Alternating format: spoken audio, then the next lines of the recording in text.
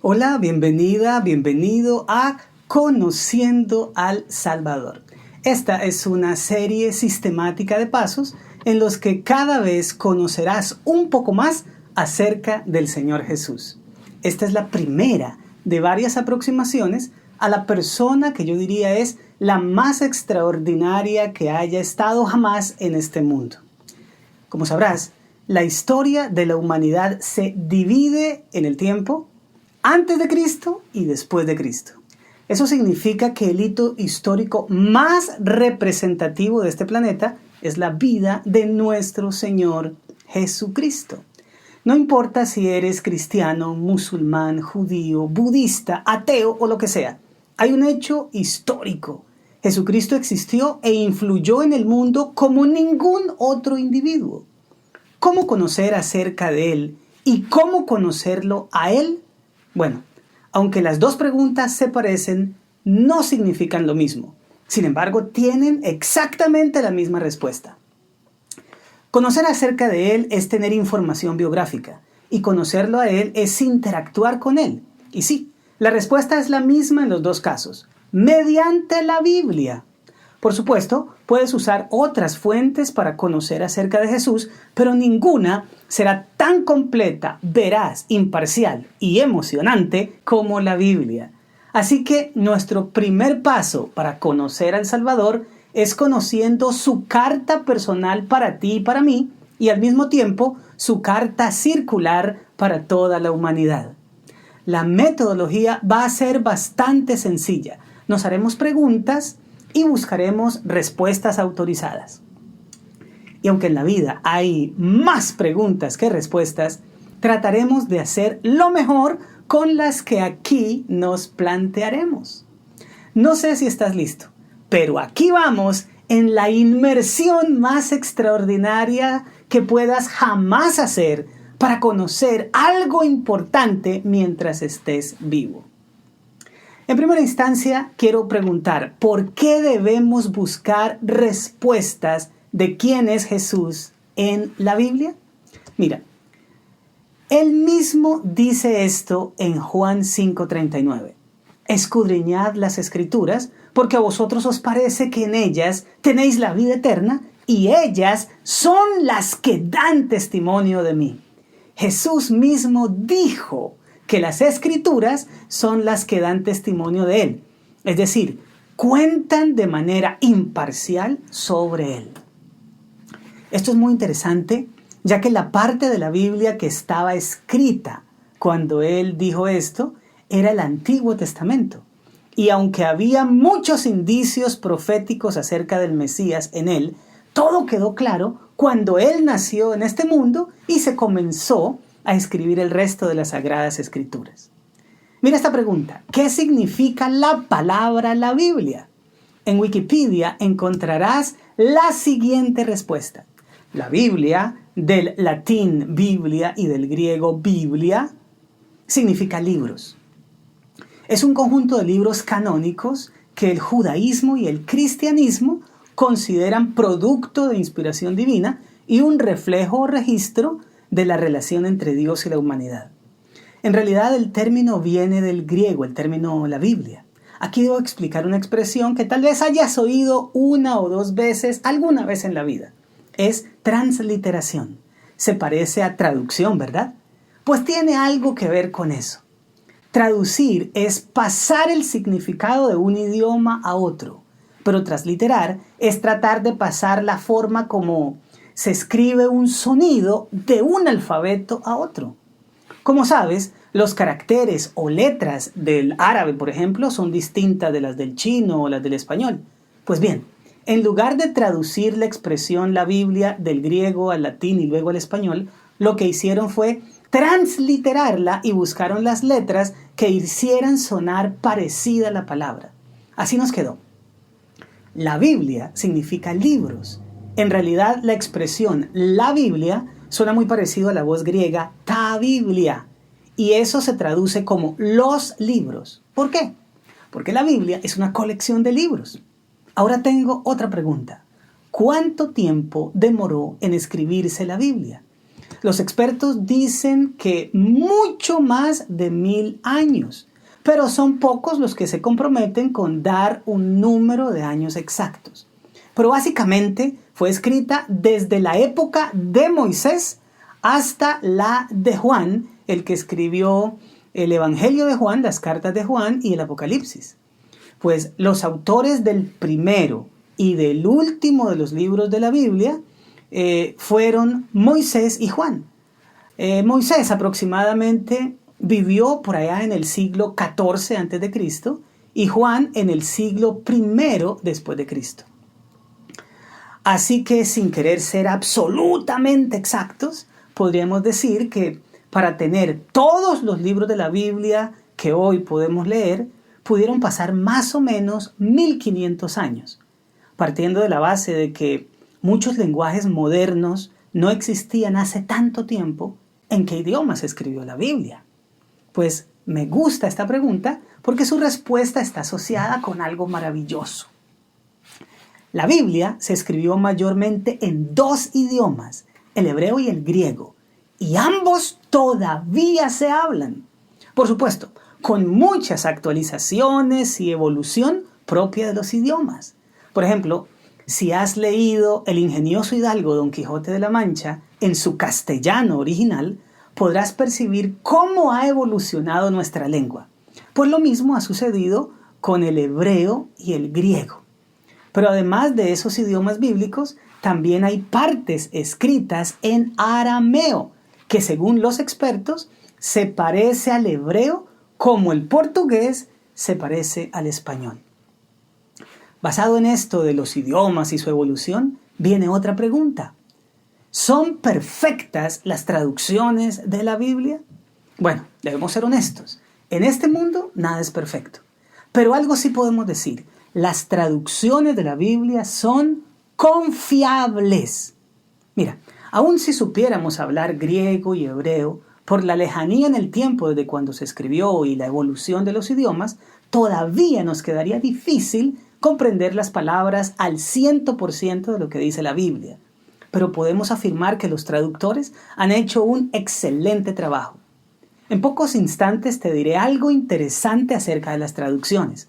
Por ahora, tratemos de contestar otra pregunta. ¿Cómo se divide la Biblia? Pues bien, la Biblia se divide en 2 partes, el Antiguo Testamento y el Nuevo Testamento. El Antiguo se escribió antes de que naciera Jesucristo y el Nuevo después de su muerte. El primero se escribió mayormente en hebreo y el último mayormente en griego, ambos con algunas expresiones arameas como dije. Cada libro de la Biblia fue interesantemente dividido en capítulos y versículos para que podamos buscar pasajes con facilidad. Pero esto fue un trabajo relativamente reciente. Para buscar un texto en la Biblia debemos tener el nombre del libro, el capítulo y el versículo o versículos. Si ves en la Biblia, los capítulos son los números grandes y los versículos los pequeños. Entre el capítulo y el versículo, cuando vemos una cita escrita, notarás que hay 2 puntos. Lo que está a la izquierda de los 2 puntos es el capítulo y lo que está a la derecha, el versículo o los versículos. Esto te va a ser muy útil. Una cita puede tener varios versículos. Si hay un guión, significa que debes leer los versículos de corrido. Es decir, por colocar un ejemplo, del 1 al 5. Pero si encuentras una coma, significa que vas a leer el versículo 1 y después te vas a saltar al 5. En otros episodios te enseñaré algunos detalles más de cómo entender una cita bíblica. Ahora te voy a compartir un corto resumen de lo que fue la historia de las traducciones principales de la Biblia. Mira, las escrituras judías, o sea, el Antiguo Testamento, se tradujeron del hebreo al griego a finales del siglo III antes de Cristo. Esta fue la primera traducción que se hacía de la Biblia y se le llamó la Septuaginta. Luego, a finales del siglo IV, ahora después de Cristo, se hizo la segunda gran traducción, esta vez de toda la Biblia, o sea, tanto del Antiguo Testamento como del Nuevo. La traducción fue del griego al latín y a esta se le llamó la Vulgata. La siguiente traducción muy renombrada fue la que hizo Martín Lutero del latín al alemán en 1521. Ahora, la Biblia está traducida a la mayoría de los idiomas del mundo, incluyendo una considerable cantidad de dialectos. La traducción al español más conocida fue la que hizo Casiodoro de Reina, revisada posteriormente por Cipriano de Valera, y por eso la conocemos como la versión Reina Valera. Sin embargo, en la actualidad disponemos en español de una muy buena cantidad de traducciones, la mayoría hecha directamente de sus idiomas originales, no del latín como hizo Lutero. Pero ahora viene una nueva pregunta. ¿Quiénes escribieron la Biblia? Bueno, la misma Biblia asegura que Dios habló a ciertos individuos y le pidió que escribieran su mensaje. Mira, por ejemplo, lo que dicen los siguientes textos. Éxodo capítulo 17, versículo 14. Y Jehová dijo a Moisés, escribe esto para memoria en un libro. Isaías 38 dice, capítulo 30, versículo 8. Ve pues ahora y escribe esta visión en una tabla delante de ellos y regístrala en un libro para que quede hasta el día postrero eternamente y para siempre. Y Apocalipsis capítulo 1, versículo 11 dice, yo soy el alfa y la omega, el primero y el último. Escribe en un libro lo que ves y envíalo a las 7 iglesias que están en Asia, a Éfeso, Esmirna, Pérgamo, Tiatira, Sardis, Filadelfia y Laodicea. Así que por orden de Dios, seres humanos escogidos fueron los encargados de escribir la Biblia. Pero esto nos lleva a otra pregunta. ¿Por qué debo creer que la Biblia es la palabra de Dios, siendo que sus escritores fueron seres humanos? Para esto, basta con entender lo que dice Hebreos capítulo 1, versículo 1, tocante a la profecía, pero que por extensión se aplica a toda la Biblia. Porque nunca la profecía fue traída por voluntad humana, sino que los santos hombres de Dios hablaron, escucha, siendo inspirados por el Espíritu Santo. Aunque los escritores fueron personas como nosotros, ellos fueron inspirados por el Espíritu de Dios para registrar exactamente el mensaje que Dios tenía para la humanidad. Por eso es por lo que decimos que la Biblia es la carta del Salvador para nosotros. Ahora, ¿por qué si existe una sola Biblia hay tantas iglesias en el cristianismo? Esa pregunta requiere un programa entero. Pero puedo adelantarte que se trata de un problema de interpretación. Verás, no vemos las cosas como son, sino como somos. Por lo tanto, lo que una persona o grupo de personas puede interpretar de la Biblia puede oponerse a lo que otros interpretan.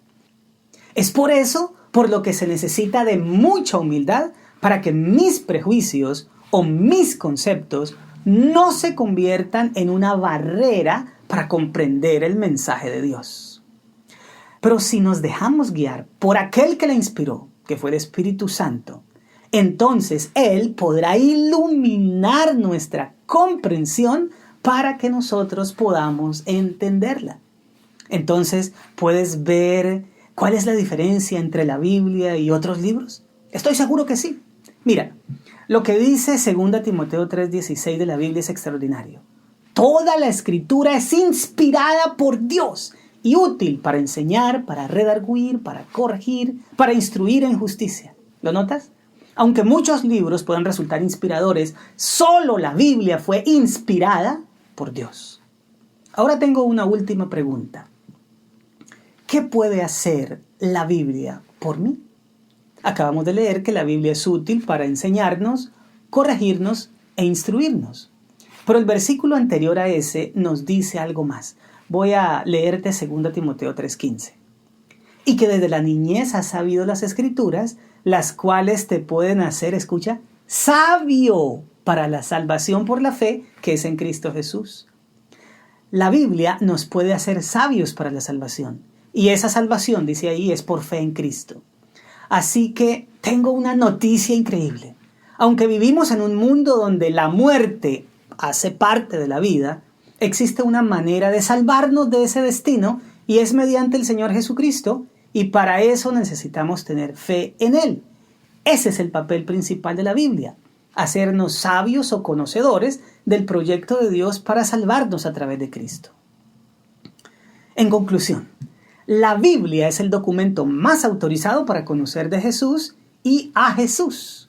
Lo más significativo de él es que es un instrumento mediante el cual Dios nos muestra el camino para la salvación. Ahora, todas las cosas importantes de la vida son relevantes para nosotros porque nos llevan a tomar decisiones, ya sea pequeñas o grandes, pero que nos hacen mejores. Si Dios usa la Biblia para transformar positivamente a la gente, ¿qué te parece si tú y yo decidimos algo valioso hoy? Leer la Biblia consistentemente. A lo mejor al comienzo puede ser una vez por semana o cada 2 días. Lo mejor sería diariamente. Después de todo, no es tan difícil leer un poco cada día de la Biblia.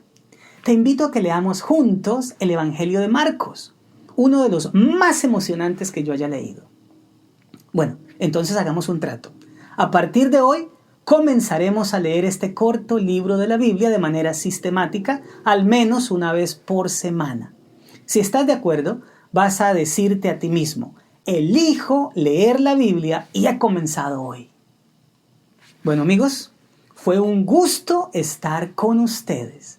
Hoy iniciamos la emocionante aventura de conocer al Salvador. Desde aquí te envío un fuerte abrazo. Nos veremos pronto.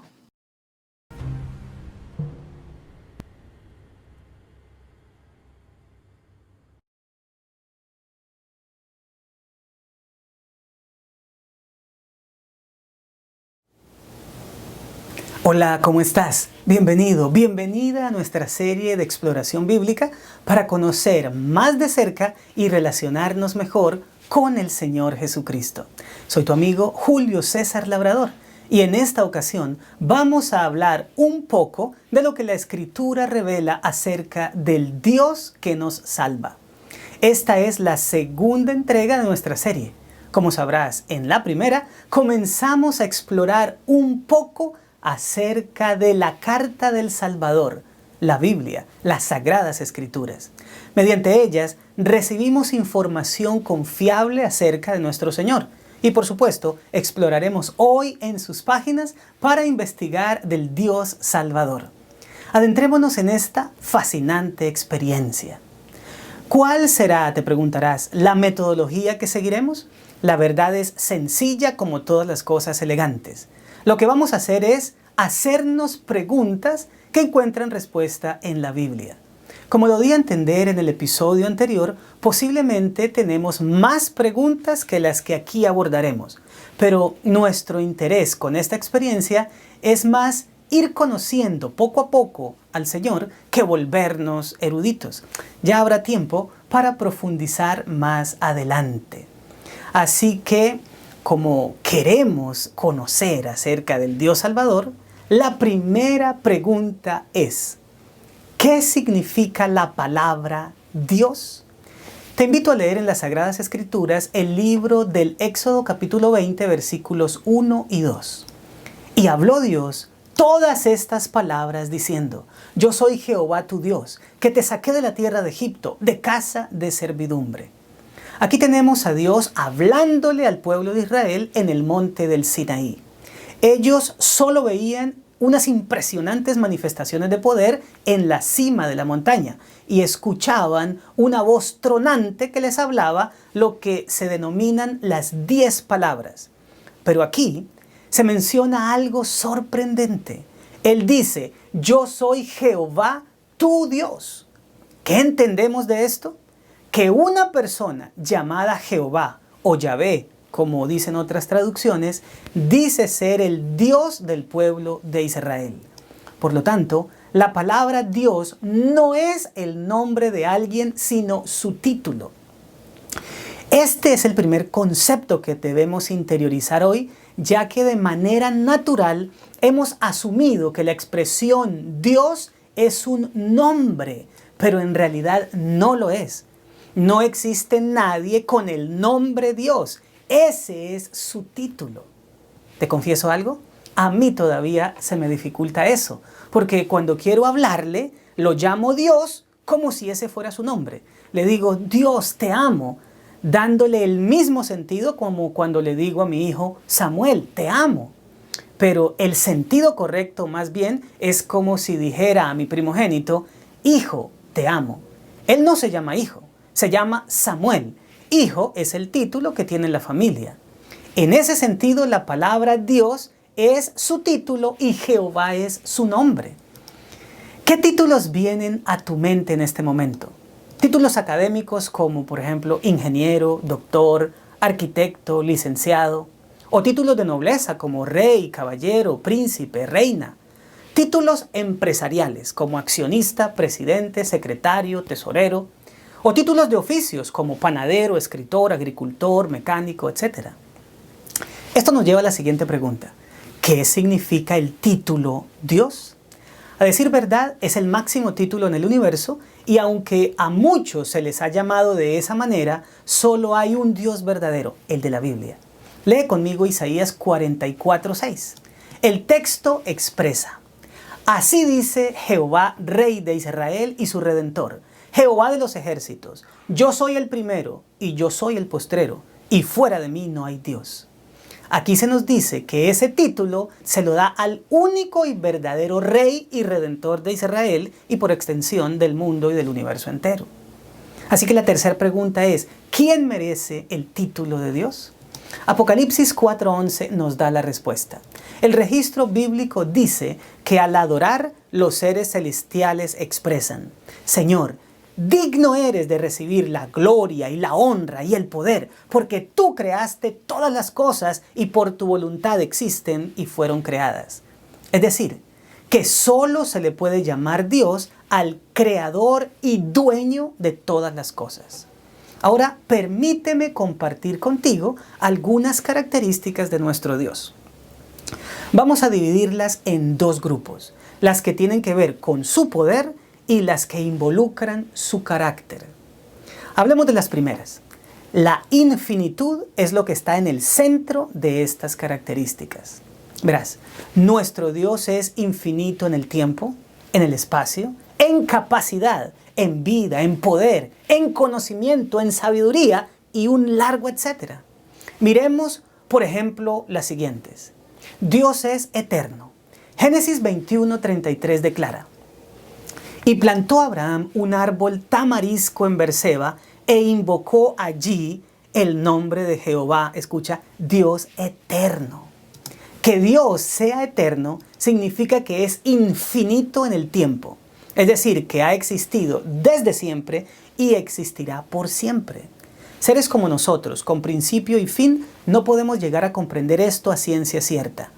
Pero veamos otra de sus características. Es inmortal. 1 Timoteo 6:16 dice: el único que tiene inmortalidad, que habita en luz inaccesible, a quien ninguno de los hombres ha visto ni puede ver, al cual sea la honra y el imperio sempiterno. Amén. La inmortalidad es la infinitud en cuanto a la vida, es decir, que nunca se le agota o se le gasta. También involucra que no sufre deterioro de ningún tipo. Pero la tercera característica de Dios es que Él es todopoderoso. Así se lo llama en Génesis 17:1. Era Abraham de edad de 99 años cuando le apareció Jehová y le dijo: yo soy el Dios todopoderoso. Anda delante de mí y sé perfecto. Ser todopoderoso significa que Dios es infinito en poder. Lo puede todo. No existe algo que le resulte imposible realizar. Pero Dios también es omnisciente. Primera de Juan 3:20 refiere: pues si nuestro corazón nos reprende, mayor que nuestro corazón es Dios. Y escucha, Él sabe todas las cosas. El vocablo omni significa todo y ciente quiere decir conocer o saber. Dios es omnisciente porque es infinito en conocimiento. Es decir, lo conoce absolutamente todo. Un sinónimo de esto es la expresión omnisapiente, que quiere decir saberlo todo. No existe absolutamente nada que se le escape a su conocimiento. Lo voy a poner de esta manera. No ha ocurrido nada que desconozca. No está pasando nada que no sepa. Ni tampoco va a ocurrir nada que le resulte oculto, porque ahora mismo ya lo sabe. Es asombroso, ¿verdad? Pero para ponerle más tinte al asunto, Dios es omnipresente. Esto significa infinitud en el espacio. Es decir, que Dios está en todas partes al mismo tiempo. Mira cómo lo describe el Salmo 139, 7 al 12. ¿A dónde me iré de tu espíritu y a dónde huiré de tu presencia? Si subiera a los cielos, allí estás tú. Y si en el Seol hiciere mi estrado, he aquí, allí tú estás. Si tomare las alas del alba y habitar en el extremo del mar, aún allí me guiará tu mano y me asirá tu diestra. Si dijere, ciertamente las tinieblas me encubrirán, aún la noche resplandecerá alrededor de mí. Aún las tinieblas no encubren de ti y la noche resplandece como el día. Lo mismo te son las tinieblas que la luz. Es decir, amigos, Dios lo llena todo con su presencia. ¡Qué impresionante es! Pero además, como ya hemos visto, Dios tiene la característica de ser creador. Lee conmigo Isaías 45, 18. Porque así dijo Jehová, que creó los cielos. Él es Dios, el que formó la tierra, el que la hizo y la compuso. No la creó en vano, para que fuese habitada la creó. Yo soy Jehová y no hay otro. El ser que tiene poder para crear todo lo que existe sin materia preexistente es infinito en capacidad. Por esa característica lo llamamos Dios y le rendimos adoración. Pero no solo crea todo, sino que lo sostiene, es decir, lo mantiene en funcionamiento. Ahora quiero invitarte a que hablemos de las características de su carácter. En primer lugar, Dios es amor. Una de las frases más conocidas de la Biblia se encuentra en 1 de Juan 4:8. El que no ama no ha conocido a Dios, porque Dios es amor. Esa es sin duda una de las revelaciones bíblicas más asombrosas que tenemos de Dios. Alguien tan extraordinario en poder y que la esencia de su carácter sea amor es algo sublime. Otra característica de Dios es que es bondadoso. Segunda de Crónicas 6:41 nos dice: Oh Jehová Dios, levántate ahora para habitar en tu reposo, tú y el arca de tu poder. Oh Jehová Dios, sean vestidos de salvación tus sacerdotes y tus santos se regocijen en tu bondad. Y hay más. El siguiente texto nos trae un ramillete de características maravillosas aparte de la bondad de Dios. Mira lo que dice el Salmo 86:15. Mas tú, Señor, Dios misericordioso y clemente, lento para la ira y grande en misericordia y verdad. Aquí se muestra que Dios es misericordioso, clemente, paciente y verdadero, pero también es perdonador. Ya que estamos en los salmos, déjame leerte el Salmo 99:8. Jehová Dios nuestro, tú les respondías, les fuiste un Dios perdonador y retribuidor de sus obras. Una de las cosas que más me alegran de Dios es esta. ¿Sabes por qué? Los seres humanos somos pecadores, y si Dios no fuera perdonador, estaríamos sin esperanza. Pero hay algo más. Dios también es justo y recto. Según Deuteronomios 32:4, el Señor también tiene estas dos características. Leamos. Él es la roca cuya obra es perfecta, porque todos sus caminos son rectitud. Dios de verdad y sin ninguna iniquidad en él. Es justo y recto. Como lo dije hace unos instantes, estamos frente a alguien sencillamente extraordinario y prácticamente indescriptible, ya que conceptos como eternidad, inmortalidad, omnipresencia, omnipotencia, ya son suficientemente grandes como para que nosotros podamos llegarlos a comprender a cabalidad. Sin embargo, un ser tan impresionante decidió vernos y tratarnos de una manera sencillamente sorprendente. ¿Por qué te digo esto? Bueno, la siguiente pregunta lo deja de manifiesto. ¿Cómo nos considera Dios? La respuesta está en 1 de Juan 3:11. Mirad cuál amor nos ha dado el Padre para que seamos llamados hijos de Dios. Por eso el mundo no nos conoce, porque no lo conoce a Él. ¿Lo captaste? Aunque somos posesión de Dios porque Él nos hizo, no quiere tratarnos simplemente como sus criaturas, sus mascotas o sus siervos. Cualquiera de estos apelativos serían completamente justos, ya que el Señor es nuestro hacedor y dueño. Pero Él quiere que seamos sus hijos, sí, y en el sentido más estricto y completo de la palabra. Mis amigos, el Dios infinito en vida, en poder, infinito en el espacio, en el tiempo, en sabiduría, en amor, en bondad, en justicia, en verdad, etc., quiere llamarse nuestro Padre. Esto no deja de ser asombroso para mí. Pero todavía queda algo que decir.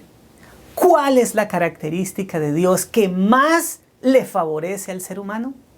Leamos un texto que se encuentra en el libro de Isaías, capítulo 45, versículos 21 y 22. Proclamad y hacedlos acercarse y entren todos en consulta. ¿Quién hizo oír esto desde el principio y lo tiene dicho desde entonces, sino yo, Jehová? Y no hay más Dios que yo, Dios justo y salvador, ningún otro fuera de mí. Mirad a mí y sed salvos todos los términos de la tierra, porque yo soy Dios y no hay más. No me valdría de nada saber todo lo que hemos descubierto de Dios si finalmente sigo viviendo sin esperanza, abrumado por los problemas y condenado a que la muerte termine con todo. Pero saber que Dios es Salvador y que extiende su salvación a todos los términos de la tierra es, en pocas palabras, algo extraordinario. Precisamente nuestra serie se llama Conociendo al Salvador porque enfatiza esta característica. Hay todavía muchas cosas más que decir, como lo que considero más difícil de entender de Dios, su pluralidad. Pero eso será el tema de nuestro próximo episodio. Creo que por hoy debemos ir concluyendo. ¿Cómo podríamos resumir lo que vimos hoy? ¿Qué tal así? La palabra de Dios es un título que se le da al soberano del universo, creador y dueño de todo cuanto existe, que además es eterno, inmortal, omnipotente, omnipresente, omnisapiente, pero al mismo tiempo bondadoso, perdonador, clemente, justo, perfecto, salvador y, en una palabra, amor. Tan grande es su amor que decidió llamarnos sus hijos y que lo tratáramos como a un padre bueno. Por esto me gustaría invitarte a algo. Conocer todo esto no tiene mucho valor si no entramos en una relación más estrecha con nuestro Hacedor y Padre. ¿Qué tal si tomamos una decisión? La de pasar más tiempo al día con Dios. Yo sé que estamos leyendo el Evangelio de Marcos, pero quiero invitarte a que cada día, cuando te levantes en la mañana, nunca olvides de darle a Dios los buenos días. Solo tendrías que pensar en Él y decirle algo como esto. Buenos días, mi Dios. Gracias por querer ser mi Padre. Yo estoy feliz de poder ser tu hijo. Si esto te parece bien, entonces habrá valido la pena este episodio. Felicidades, mis amigos. Gracias por elegir acompañarnos en esta serie de exploración bíblica. Me alegro que juntos podamos estar conociendo al Salvador. Nos vemos en el próximo episodio.